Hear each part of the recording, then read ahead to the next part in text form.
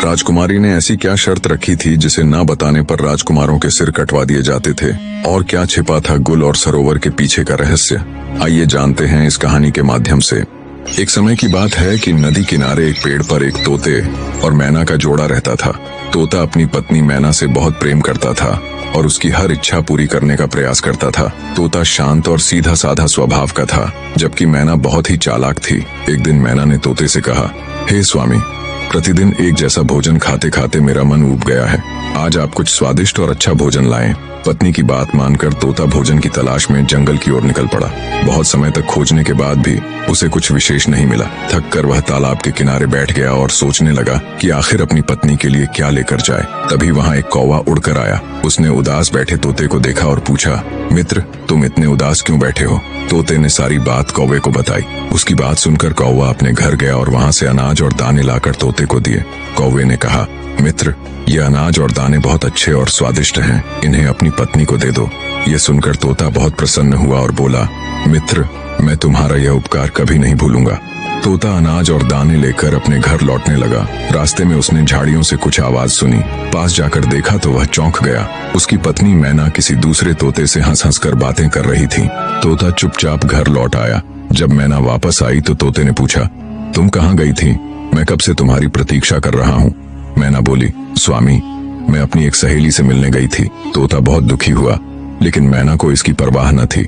वह तो अनाज और दाने देखकर बहुत खुश हो गई और बड़े चाव से खा गई। खाते खाते बोली, स्वामी, बहुत मजा आया, कल भी ऐसे ही स्वादिष्ट दाने और अनाज लेकर आना। लेकिन तोते को पूरी रात नींद न आई। वह सोचता रहा कि उसकी पत्नी ने उससे झूठ क्यों कहा। अगले दिन उसने अपने मित्र कौवे को सारी घटना सुनाई।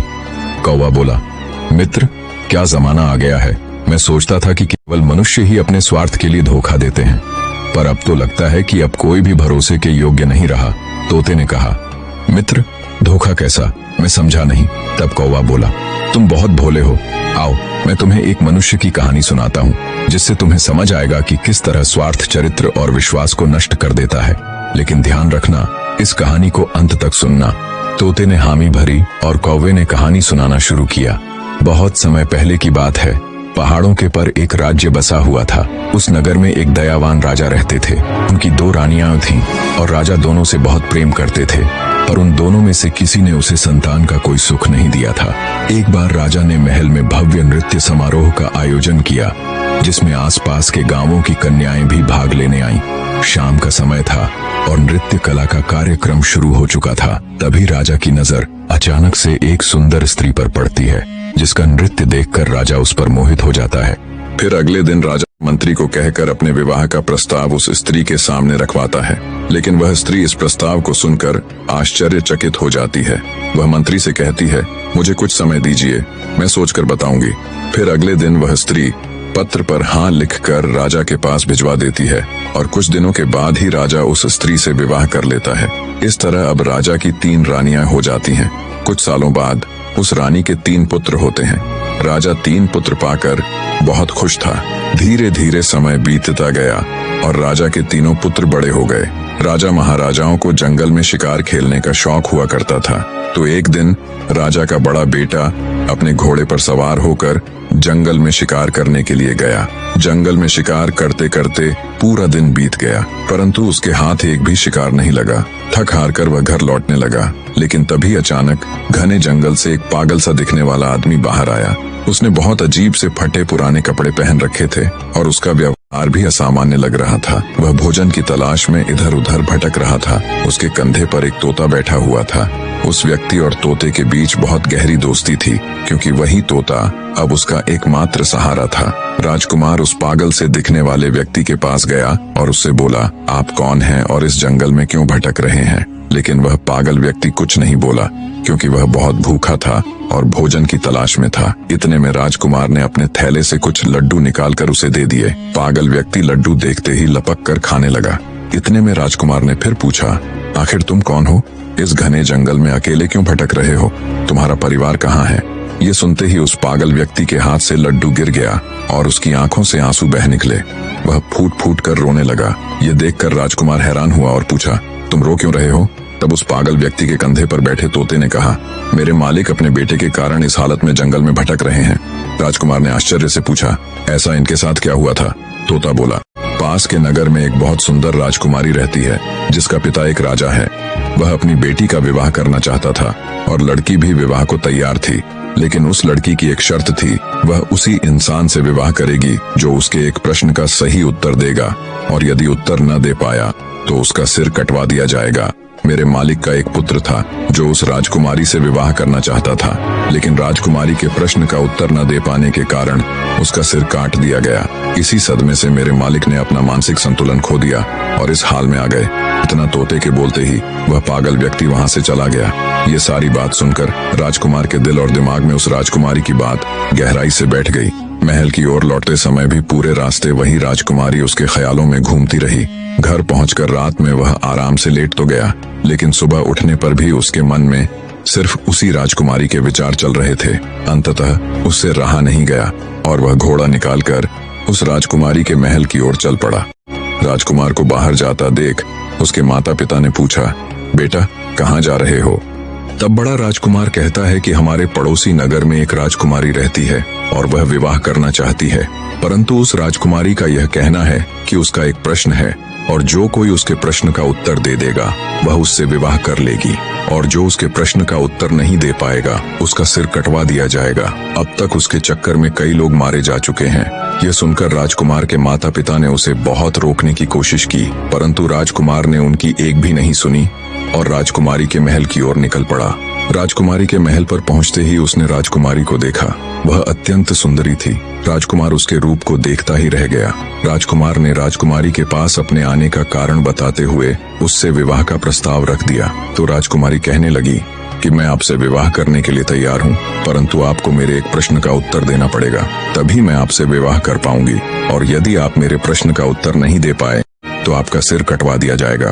राजकुमार ने इस शर्त को स्वीकार कर लिया और बोला, राजकुमारी पूछिए, आपका क्या प्रश्न है? मैं आपके प्रश्न का उत्तर देने के लिए तैयार हूँ। फिर राजकुमारी अपना वह प्रश्न पूछती है जो अब तक वह कई लोगों से पूछती आ रही थी। जब राजकुमार ने प्रश्न सुना तो वह हैरान रह गया।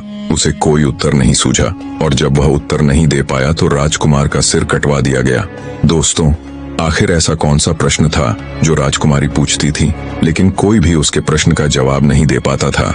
इसके बारे में आपको आगे कहानी में पता चलेगा कि राजकुमारी ऐसा क्या पूछती थी और ऐसा क्यों करती थी कि जो भी राजकुमारी से विवाह करना चाहता था उससे वही एक प्रश्न पूछती और उत्तर न मिलने पर उसका सिर कटवा देती थी। इस तरह बड़े राजकुमार का सिर कटवा दिया गया। उधर राजमहल में सब उसके लौटने का इंतजार कर रहे थे, पर जब राजकुमार घर वापस नहीं आया तो मंझले राजकुमार ने विचार किया कि वह उस राजकुमारी के पास जाएगा और अपने भाई का पता लगाएगा। फिर वह अगले दिन वह भी राजा रानी से अनुमति लेकर उस राजकुमारी के महल पर पहुंच गया, परंतु जैसे ही उसने राजकुमारी के सुंदर रूप को देखा वह भी उस पर मोहित हो गया और मन ही मन सोचने लगा कि यह कितनी सुंदर स्त्री है, काश मैं इससे विवाह कर पाता। लेकिन फिर राजकुमार राजकुमारी से कहता है कि मेरे बड़े भाई कहाँ हैं? तो राजकुमारी कहती है कि मुझे इसके बारे में कुछ नहीं पता। यह सब सुनकर राजकुमार फिर से सोच में पड़ जाता है। तब राजकुमारी राजकुमार से कहती है, क्या सोच रहे हो? तब राजकुमार कहता है कि आप कितनी सुंदर हैं, मैं आपसे विवाह करना चाहता हूँ। तो फिर राजकुमारी कहती है कि मैं आपसे विवाह तो कर लूंगी, किंतु पहले आपको मेरे एक प्रश्न का उत्तर देना पड़ेगा। यदि आपने मेरे प्रश्न का उत्तर दे दिया तो मैं आपसे विवाह कर लूंगी, अगर नहीं दे पाए तो आपका सिर कटवा दिया जाएगा। तो राजकुमार कहता है, ठीक है, आप अपना प्रश्न पूछिए। लेकिन मंझला राजकुमार भी उसके प्रश्न का उत्तर नहीं दे पाता और उसका भी सिर कटवा दिया जाता है। इस प्रकार राजकुमारी से विवाह के चक्कर में उस राजा के 3 लड़कों में से 2 लड़कों के सिर कटवा दिए गए। अब बचा सबसे छोटा राजकुमार जो थोड़ा चतुर था। वह अपने माँ बाप से कहता है, पिताजी, हम उस हत्यारिन राजकुमारी से अपने भाइयों का बदला लेने जा रहे हैं। या तो मैं उस हत्यारिन से बदला लेकर आऊंगा, अन्यथा आप यह समझ लेना कि आपका कोई बेटा था ही नहीं। राजकुमार के माता पिता ने उसे रोकने की बहुत कोशिश की, लेकिन वह प्रतिशोध की आग में जलता हुआ राजकुमारी से बदला लेने के उद्देश्य से राजकुमारी के महल की ओर चल देता है। रास्ते में जाते जाते उस लड़के ने विचार किया कि जैसे मेरे भाई गए थे, अगर मैं भी वैसे ही गया तो मैं भी मारा जाऊंगा, लेकिन जाऊंगा तो जरूर। कुछ सोचने समझने के बाद उसने क्या किया कि उसने राजकुमारी के महल से थोड़े पहले एक बगीचा देखा। वहां उसने अपने घोड़े को वहीं पर छोड़ दिया और उस बगीचे के अंदर चला गया। राजकुमारी वहां पर उस शांत वातावरण में विश्राम करने आया करती थी। उस बगीचे में एक सरोवर था और उस सरोवर के किनारे वह राजकुमार एक आम इंसान की वेशभूषा में खड़ा हो गया। जब राजकुमार सरोवर के किनारे खड़ा था, तभी राजकुमारी अपनी कुछ सहेलियों के साथ उसी बगीचे में आई। कुछ समय बाद राजकुमारी ने अपनी एक सहेली से कहा कि हमें पानी लाकर दो, हमें बहुत तेज प्यास लगी है। अब उस राजकुमारी की बात सुनकर उसकी एक सहेली हाथ में बर्तन लेकर उसी सरोवर पर जल लेने के लिए आती है, जिस सरोवर पर वह राजकुमार आम इंसान के रूप में पहले से ही खड़ा था। जब राजकुमारी की सहेली ने राजकुमार को देखा तो उसके रूप को देखकर वह मोहित हो गई। राजकुमारी की सहेली सरोवर से जल भरकर ले आई और राजकुमारी को पिलाया, फिर तुरंत लौटकर सरोवर के पास चली गई। वहां जाकर उसने उस आम आदमी यानी राजकुमार से कहा, आप कौन हो और यहाँ क्या कर रहे हो? मैं आपको देखते ही आपके रूप पर मोहित हो गई हूँ और मैं शीघ्र ही आपसे विवाह करना चाहती हूँ। फिर राजकुमार कहता है, वह तो ठीक है, लेकिन आप कौन हैं? फिर वह लड़की कहती है, मैं इस राज्य की राजकुमारी संयोगिता की सहेली पद्मावती हूँ। यह सुनकर राजकुमार सोचता है कि यह तो उसी राजकुमारी की सहेली है, इसके माध्यम से ही मैं उस राजकुमारी का रहस्य जान सकता हूँ। तब वह राजकुमार राजकुमारी की उस सहेली पद्मावती के साथ उसके घर चला जाता है। पद्मावती अपने आंगन में चारपाई बिछाकर राजकुमार को बैठा देती है और भोजन करवाती है। फिर कहती है, आप क्या सोच रहे हो? आप विश्वास कीजिए, मैं आपको कभी धोखा नहीं दूंगी, क्योंकि मैं तुम्हारे रूप पर दीवानी हो चुकी हूँ। मैं तुमसे प्यार कर बैठी हूँ। जब इतनी बात राजकुमार ने सुनी तो वह रोने लगा। उसकी आंखों से आंसुओं की धारा बहने लगी। वह कहने लगा, मैं सरोवर के किनारे इसलिए घूम रहा था क्योंकि तुम्हारी राजकुमारी इतनी हत्यारिन है कि उसने अब तक कई लोगों के सिर कटवा दिए हैं और उन्हीं में मेरे 2 भाई भी मारे गए हैं। इसलिए मैं अपने भाइयों की हत्या का बदला लेना चाहता हूँ। मैं यह जानना चाहता हूँ कि राजकुमारी कौन सा सवाल पूछती है। तब पद्मावती कहती है, वह तो हम आपको बता देंगे, लेकिन पहले आप हमसे वादा कीजिए कि आप हमसे विवाह करेंगे।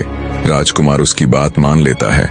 इस तरह पद्मावती ने एक तरफ तो राजकुमार से विवाह का वादा करवा लिया, वहीं दूसरी ओर उसे यह डर भी था कि अगर वह उसे राजकुमारी के पास जाने देगी तो पता नहीं वह वहां से लौटकर आएगा भी या नहीं।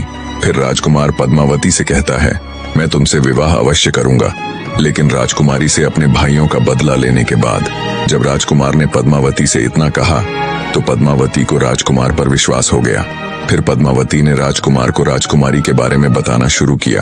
पद्मावती ने बताया, वो राजकुमारी हर एक इंसान से केवल एक ही प्रश्न पूछती है, गुल सरोवर की क्या कहानी है?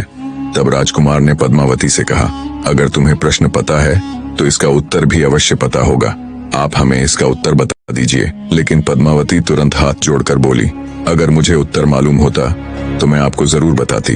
राजकुमारी के राज्य में एक साधु रहता है, सिर्फ उसी को यह गुल सरोवर वाली कहानी पता है। उसी ने राजकुमारी को यह सलाह दी है कि अगर तुमसे कोई विवाह करना चाहे तो उससे गुल सरोवर की कहानी के बारे में पूछना। हालांकि यहाँ तक कि राजकुमारी को भी इस कहानी के बारे में कुछ पता नहीं है, फिर भी वह यह प्रश्न पूछा करती है क्योंकि वह उस साधु से प्रेम करती है। तब राजकुमार ने पद्मावती से कहा, चलो ठीक है, कोई बात नहीं, तुमने हमारा काम थोड़ा आसान कर दिया है। अब हम जाकर पहले गुल सरोवर की कहानी के बारे में पता करते हैं कि इसकी कहानी क्या है। आप मेरा इंतजार करना, मैं लौटकर वापस जरूर आऊंगा। तब पद्मावती कहती है, राजकुमार, गुल सरोवर की कहानी कहाँ मिलेगी? यह मैं आपको बता सकती हूँ, लेकिन वहाँ से जिंदा लौटना नामुमकिन है।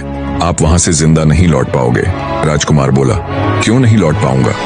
तब पद्मावती बोली, रास्ते में बहुत खतरा है, इसलिए आप वहाँ मत जाइए। यदि आप जिद करेंगे तो अपने भाइयों का बदला नहीं ले पाएंगे। बेहतर है आप मेरे साथ विवाह कर लीजिए और बदला लेने का विचार छोड़ दीजिए।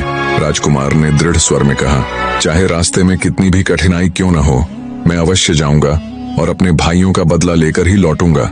पद्मावती ने सोचा कि अब इन्हें रोकना असंभव है। उसने स्वयं एक घोड़ा और एक तलवार राजकुमार को दी और कहा, यह घोड़ा और तलवार तुम्हारे काम आएंगे। तुम पश्चिम दिशा की ओर जाना। आगे एक गुफा में एक शेर मिलेगा। उस शेर से आपको डरना नहीं है, क्योंकि वो शेर बूढ़ा हो चुका है और शिकार नहीं कर पाता, इसलिए भूखा रहता है। तुम रास्ते में उसके लिए खाने की कोई वस्तु साथ ले जाना। जब वह गुफा से बाहर आए तो उसके सामने भोजन रख देना। वह तुम्हारी मदद अवश्य करेगा। फिर जंगल पार कर तुम समुद्र के किनारे पहुंचोगे और आगे समुद्र पार करना होगा। इतना कहकर पद्मावती ने राजकुमार को विदा किया। जाते समय पद्मावती बोली, वादा मत भूलना, चाहे कुछ भी हो जाए, लौटकर अवश्य आना। मैं जीवन भर तुम्हारा इंतजार करूंगी। राजकुमार ने विश्वास दिलाते हुए कहा, तुम चिंता मत करो, मैं लौटकर जरूर आऊंगा और तुमसे विवाह करूंगा। इसके बाद राजकुमार पश्चिम दिशा की ओर बढ़ने लगा। कुछ ही दूर जाने पर उसे वही गुफा मिली जिसमें बूढ़ा शेर रहता था। राजकुमार ने जैसा पद्मावती ने कहा था, रास्ते से भोजन लाकर शेर के सामने रख दिया। भूखा शेर भोजन पाकर बहुत प्रसन्न हुआ और तुरंत खाने लगा।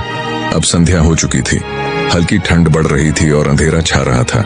राजकुमार ने पास से लकड़ियां इकट्ठी की और गुफा के सामने आग जला ली। थोड़ी देर बाद शेर भी उसके पास आकर बैठ गया। राजकुमार ने उसे सहलाया और फिर यहीं आग के पास सो गया।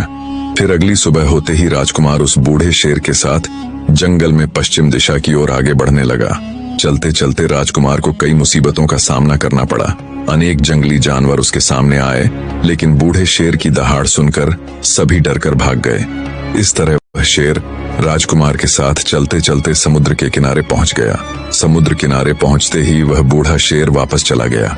राजकुमार ने देखा कि थोड़ी दूर पर एक व्यापारी कई घोड़ों पर सामान लादकर कुछ सैनिकों के साथ समुद्र तट पर खड़ा है। राजकुमार उसके पास गया तो व्यापारी ने पूछा, तुम कौन हो और यहाँ क्या कर रहे हो? राजकुमार ने अपने साथ घटी सारी घटनाएं व्यापारी को सुनाई और कहा, मुझे किसी भी तरह समुद्र के उस पार जाना है। इतने में व्यापारी ने देखा कि उस पार से उसकी नाव आ रही है, जिस पर वह सामान रखवाकर समुद्र के उस पार भिजवाया करता था। नाव किनारे पहुंचते ही व्यापारी ने सैनिकों से सामान नाव पर चढ़वाया। तभी राजकुमार ने कहा, कृपा करके मुझे भी इस नाव से समुद्र पार पहुंचा दीजिए। व्यापारी बोला, अगर इस नाव पर जरा भी अतिरिक्त बोझ हुआ तो यह डूब जाएगी। मुझे क्षमा करें, मैं आपकी मदद नहीं कर सकता। राजकुमार ने विनती की, अब तो आप सब जानते हैं कि मेरा समुद्र पार जाना कितना जरूरी है। मेरे पास कुछ सोने के सिक्के हैं, आप इन्हें रख लीजिए और मुझे नाव पर जाने दीजिए।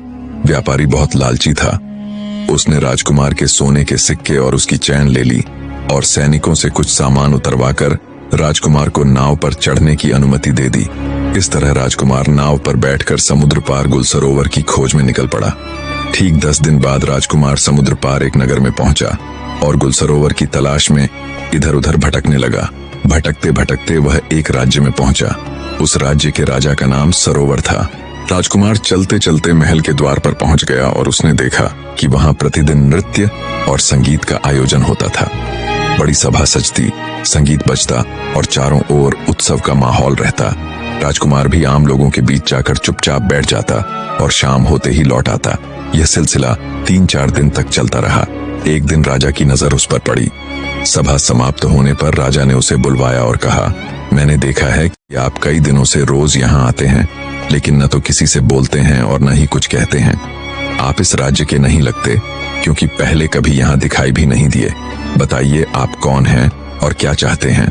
राजकुमार को अच्छी तरह से मालूम था कि इस कहानी के बारे में इस सरोवर नामक राजा को अवश्य जानकारी होगी। तभी कुछ सोचकर राजकुमार कहता है, महाराज, मैं एक गायक हूँ और मैं आपको एक गीत सुनाना चाहता हूँ। यह सुनकर राजा कहते हैं, ठीक है, आप सुनाइए। राजा के इशारे पर पीछे से ढोल बजने लगते हैं और राजकुमार गीत गाने लगता है। उस राजकुमार ने इतना सुंदर गीत सुनाया कि राजा खुश होकर ताली बजाने लगे और बोले, हम तुम्हारी गायकी से में बहुत प्रसन्न हैं। तुम चाहे तो हमसे कुछ भी मांग सकते हो। जो भी मांगोगे हम तुम्हें अवश्य देंगे, यह हमारा वचन है। फिर राजकुमार कहने लगा, महाराज, कहीं ऐसा ना हो कि मैं आपसे कुछ मांगूं और आप अपनी कही हुई बात से मुकर जाएं, इसीलिए रहने दीजिए। तो राजा ने कहा, नहीं, तुम मांगो, जो कहोगे हम तुम्हें देंगे। तुम्हारी जो इच्छा हो बेहिचक मांग लो। अब राजकुमार ने कहा, महाराज, मुझे कुछ नहीं चाहिए, मुझे केवल आप गुल और सरोवर की कहानी बता दीजिए। ये सुनकर सरोवर नाम के राजा को पसीना आ गया। उन्होंने कहा, यह तुमने क्या मांग लिया? तुम मुझसे मेरा पूरा साम्राज्य मांग लेते तो भी मैं खुशी खुशी दे देता, लेकिन तुमने मुझसे यह कैसा सवाल पूछ लिया? यह कहानी मैं जानता तो हूँ, लेकिन मैं तुम्हें बता नहीं सकता। तभी राजकुमार ने कहा, महाराज, कुछ समय पहले आपने ने ही तो कहा था कि जो भी मांगूंगा आप वह देंगे। इसीलिए आप केवल मुझे वही गुल और सरोवर की कहानी सुना दीजिए कि आखिर इस कहानी का राज्य क्या है। अब महाराज अपने ही दिए हुए वचन में फंस जाते हैं और कहने लगे, अगर तुम्हारी यही इच्छा है तो मैं तुम्हें गुल और सरोवर की कहानी सुना दूंगा, लेकिन कहानी खत्म होने के तुरंत बाद तुम्हारा सिर कटवा दूंगा। अगर तुम इस बात पर राजी हो तो हम तुम्हें कहानी सुनाएंगे। राजकुमार ने कह दिया, ठीक है महाराज, आप मेरा सिर कटवा लेना, लेकिन कहानी जरूर सुनाना। महाराज बोले, ठीक है, हम तुम्हें जरूर सुनाएंगे। फिर महाराज ने मंत्रियों और नौकरों को इशारा किया। मंत्री और नौकर कारावास की तरफ जाते हैं। राजकुमार वह सब देख रहा था। जब मंत्री और नौकर कारावास से लौट कर आते हैं तो उनके साथ एक बहुत ही सुंदर लड़की होती है। उसके शरीर पर फटे पुराने वस्त्र होते हैं, हाथों में हथकड़ी और पैरों में बेड़ियां पड़ी हुई थीं। वह ठीक से चल भी नहीं पा रही थी और राजा के नौकर उसे मारते पीटते हुए राजा के पास ला रहे थे। जब राजकुमार ने यह सब देखा तो वह आश्चर्य से बोला, महाराज, यह सब क्या है? मेरी समझ में नहीं आया। तब महाराज ने कहा, तुम सुनना चाहते थे कि गुल और सरोवर की कहानी क्या है, तो सुनो। सरोवर मेरा ही नाम है और गुल इस लड़की का नाम है जो तुम्हारे सामने हथकड़ी और बेड़ियों में जकड़ी खड़ी है। राजकुमार कहने लगा, महाराज, आप सरोवर और ये लड़की गुल, इसका मतलब यह आपकी ही कहानी है? महाराज ने कहा, हाँ, ये मेरी ही कहानी है। जब मैं नवयुवक था तब एक बार जंगल में शिकार खेलने के लिए गया था। वहाँ ये लड़की अपनी सहेलियों के साथ उसी जंगल के एक तालाब के किनारे बैठी हुई थी। उस दिन जब हम जंगल में घूमते घूमते तालाब के पास पहुंचे तो हमारी नजर इस लड़की पर पड़ी। इसे देखकर हम मोहित हो गए। इसने भी मुझे देखा तो यह भी मुझ पर मोहित हो गई। मैं इसके रूप का दीवाना हो गया। अब क्या बताऊं, इस लड़की को देखकर हम कुछ नहीं बोल पाए, लेकिन इस लड़की ने मुझे अपने पास बुला लिया और कहा, कौन हो आप, कहां से आए हो और क्या देख रहे हो? फिर मैंने उलझी हुई आवाज में जवाब दिया, मेरा नाम सरोवर है और अगर आप जानना चाहती हो कि हम क्या देख रहे हैं तो सुनिए। आप इतनी सुंदर हैं कि ऐसा लगता है जैसे हम आपको ही देखते रहें। इससे पहले कि मैं इस लड़की से कुछ पूछता, तभी इस लड़की ने मुझसे ही पूछ लिया, क्या आप मुझसे विवाह करोगे? जो बात मेरे दिल में थी वही इसने कह दी तो मैं बहुत खुश हो गया। अब यह लड़की मुझे साथ लेकर अपने घर पहुंची और अपनी माँ से हट करके कहती है, हे माँ, मैं अगर विवाह करूंगी तो इसी के साथ करूंगी, अन्यथा मैं मर जाऊंगी। उसके माँ बाप ने बहुत समझाया, बेटा, इनके घर खानदान का कोई पता नहीं, कहाँ के रहने वाले हैं इसका कुछ पता नहीं है। उसकी माँ कहती है, एक अजनबी के साथ मैं तुम्हारा विवाह कैसे करा सकती हूँ? उस समय वह लड़की बार बार अपने माता पिता से विनती करने लगती है और खाना पीना तक छोड़ देती है। अब उसकी जिद के सामने उसके माता पिता मजबूर होकर उसका विवाह हमारे साथ कर देते हैं। जब इस लड़की का विवाह मेरे साथ हो गया तब विदा होकर यह मेरे साथ मेरे महल के लिए आ रही थी। रास्ते में यह बहुत प्रसन्न थी और मुझसे कह रही थी, मुझे मेरे मनचाहे पति मिले हैं, मैं खुद दुखी रह सकती हूँ लेकिन इन्हें कभी दुखी नहीं रहने दूंगी। मैं खुद संकट में रह सकती हूँ लेकिन इन पर कभी आंच नहीं आने दूंगी। मैं अपने पति से हमेशा लगाव बनाए रखूंगी। ऐसे ही करके हम अपने महल पहुंच गए। अब तो हम उसके प्यार में इतने पागल हो गए कि सब कुछ भूलते जा रहे थे। हम अपने राज्यकाज में बिल्कुल भी रुचि नहीं दे रहे थे। ऐसे ही कुछ दिनों तक चलता रहा, लेकिन कुछ दिनों के बाद जब घर लौटकर स्त्री के पास आते थे तो पता नहीं क्यों हमें बहुत जोर की नींद आ जाया करती थी और इतने में वह राजमहल से जंगल की ओर चल देती थी। उस दिन जब मेरी नींद खुली तो मैंने इस स्त्री को राजमहल से बाहर जाते हुए देखा। तो उस दिन मैं भी उसके पीछे पीछे छिपता छिपाता जाता हूँ और देखता हूँ कि वह स्त्री एक साधु के साथ बैठी हुई हंस हंस कर बातें कर रही है।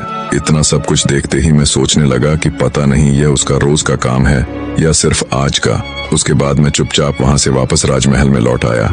फिर राजकुमार ने उनसे पूछा, आगे क्या हुआ महाराज? तब महाराज ने राजकुमार से कहा, उस दिन मेरा पूरा दिन उसी के बारे में सोचते सोचते निकल गया और दूसरे दिन भी इन्हीं सब ख्यालों में संध्या हो गई। संध्या के समय भोजन बनाकर इसने मुझे खाने को दिया, लेकिन उस दिन मैंने जानबूझकर भोजन नहीं खाया। मैंने यह निर्णय लिया कि आज चाहे कुछ भी हो जाए लेकिन सोएंगे नहीं, और फिर मैं देर रात तक उससे बातें करता रहा। जब काफी रात बीत गई तभी इस स्त्री ने मुझसे कहा, प्रियवर, अब बहुत ज्यादा रात हो चुकी है, आप सो जाइए। तब मैंने आंखें बंद करके सोने का नाटक किया और फिर यह स्त्री उसी साधु के पास चली जाती है। मैं भी उसके पीछे पीछे गया और देखा कि वह साधु डंडा लेकर उस स्त्री से गुस्से में बोल रहा था, आज तुम्हें यहाँ आने में इतना समय क्यों लग गया? कहाँ थी इतनी देर तक? वह स्त्री हाथ जोड़कर साधु से क्षमा मांगती हुई बोली, मेरा पति आज देर से सोया था, इसलिए मुझे आने में देर हो गई। फिर उस स्त्री ने साधु से कहा, अगली बार ऐसा कभी नहीं होगा। अगली बार मैं उसके खाने में जहर डालकर उसे सदा के लिए सुला दूंगी और तब मैं हमेशा के लिए आपकी हो जाऊंगी। जब मैंने उसकी यह बात सुनी तो मैं बहुत ही घबरा उठा। उसी समय साधु की नजर मुझ पर पड़ी और उसने स्त्री से कहा कि किसी ने पेड़ के पीछे छिपकर मुझे देखा है। तब वह मेरी ओर देखते ही चिल्ला उठी, यह तो मेरा पति है। तभी मैं वहां से जल्दी जल्दी भागता हुआ राजमहल में आ पहुंचा और सैनिकों को आदेश देकर उस महिला को बंदी बनवा लिया। तभी राजकुमार ने पूछा, महाराज उस साधु का क्या हुआ? तब महाराज ने उत्तर दिया, हमें खबर मिली है कि वह साधु समुद्र के उस पार शोभा नाम की राजकुमारी के राज्य में जाकर छिप गया है। राजकुमार को अब पूरा मामला समझ आ गया। महाराज ने कहा, यही थी गुल और सरोवर की कहानी। मैंने अपना वचन निभाते हुए तुम्हें पूरी कहानी सुना दी है। अब तुम अपने वादे के अनुसार अपना सिर कटवाने के लिए तैयार हो जाओ। इतने में राजकुमार ने कहा, महाराज आप मेरा सिर जरूर काट लेना, पर उससे पहले एक बात बताइए, वह राजकुमारी ने उस साधु को अपने राज्य में क्यों छिपाया? राजकुमार की इस बात का राजा सरोवर उत्तर नहीं दे पाए। तब राजकुमार ने कहा, महाराज इसका उत्तर मैं आपको बताता हूँ। अब वह साधु शोभा नाम की राजकुमारी को अपने जाल में फंसा चुका है और राजकुमारी उसके बहकावे में आकर कई निर्दोष लोगों के सिर कटवा चुकी है, जिनमें मेरे 2 भाई भी शामिल हैं। इसलिए मैं गुल और सरोवर की कहानी जानने आया था ताकि मैं उसे उसके की सजा दे सकूं। और राजकुमार महाराज को सारी बात बताता है और यह भी बताता है कि कैसे राजकुमारी में उसके भाइयों के गले कटवा दिए थे। राजकुमार की बातें सुनकर महाराज भावुक हो जाते हैं और राजकुमार की जान बख्श देते हैं। अब राजकुमार वापस उस शोभा नाम की राजकुमारी के महल की ओर चल देता है। कुछ दिनों के बाद जब राजकुमार शोभा नाम की राजकुमारी के महल में पहुंचते हैं तो राजकुमारी से कहते हैं कि मुझे आपसे विवाह करना है। फिर शोभा कहती है कि आपको पहले मेरे एक प्रश्न का जवाब देना पड़ेगा, तभी मैं आपसे विवाह करूंगी, और अगर आप मेरे सवाल का जवाब नहीं दे पाते हैं तो आपका सिर कटवा दिया जाएगा। राजकुमार को तो पहले से ही पता था कि राजकुमारी क्या प्रश्न करने वाली है, इसलिए राजकुमार ने शर्त स्वीकार कर ली और कहा, हाँ पूछो, तुम्हारा क्या प्रश्न है? मैं तुम्हारे प्रश्न का उत्तर देने के लिए तैयार हूँ, लेकिन शायद मेरा उत्तर सुनने के बाद अपने क्रोध पर काबू नहीं कर पाओगी। अब राजकुमारी सोचती है कि आखिर ऐसा क्या है इस प्रश्न के उत्तर में जिसे सुनकर मैं क्रोधित हो जाऊंगी। राजकुमारी इस बात पर ध्यान न देते हुए राजकुमार से कहती है कि आप उत्तर बताएं, क्योंकि राजकुमारी उस साधु के प्रेम में अंधी थी। तब राजकुमार ने राजकुमारी शोभा को गुल सरोवर की कहानी सुनाई और जैसे ही कहानी पूरी होती है तो राजकुमारी कहने लगी कि ऐसा क्या था इस कहानी में जो मुझे क्रोध आता? राजकुमार बोले, जिस साधु के प्रेम में तुम अंधी हो वह वही गुल सरोवर वाला साधु है जो वहां से भागकर समुद्र के इस पार तुम्हारे पास आकर छुपा हुआ है। अब शोभा को विश्वास नहीं हुआ और वह तुरंत राजमहल से निकलकर अपने राज्य में उस साधु के पास पहुंचती है। राजकुमारी शोभा के पीछे पीछे वह राजकुमार भी जाता है और वहां पहुंचकर शोभा उस साधु से पूछती है कि तुम कौन हो? साधु घबरा जाता है और कुछ बोल नहीं पाता। तब राजकुमारी को पूरा विश्वास हो जाता है कि यह वही साधु है जिसने महाराज सरोवर को धोखा दिया था। अब राजकुमारी उस साधु से कहती है, तुम्हारे चक्कर में कई लोगों का सिर कटवाया गया, तुमने ही सभी लोगों को जंगल में ले जाकर उनका सिर कटवाया है, अब तुम्हें भी सजा मिलेगी, तुम्हारा भी सिर राज्य के सभी लोगों के सामने कटवाया जाएगा। इतना सुनते ही साधु बोला, राजकुमारी जी मुझे माफ कर दो, मैंने किसी की जान नहीं ली, वे सभी लोग अभी भी जिंदा हैं। तब राजकुमार जो शोभा के साथ आया था साधु से पूछता है, वे सभी लोग कहाँ हैं? तुम हमें जल्दी से बताओ। साधु राजकुमारी शोभा और राजकुमार को एक गुफा के अंदर ले जाता है। वहां उसने सभी लोगों को जाल के अंदर कैद कर रखा था क्योंकि वह साधु उन्हें बेचने वाला था। राजकुमार उन सभी लोगों को वहां से आजाद कराता है और संयोग से उसके दोनों बड़े भाई भी वहीं मिल जाते हैं। तीनों भाई गले मिलकर भावुक हो जाते हैं। इसी समय राजकुमारी सैनिकों को आदेश देती है और साधु को बंदी बनवाकर महल ले जाती है।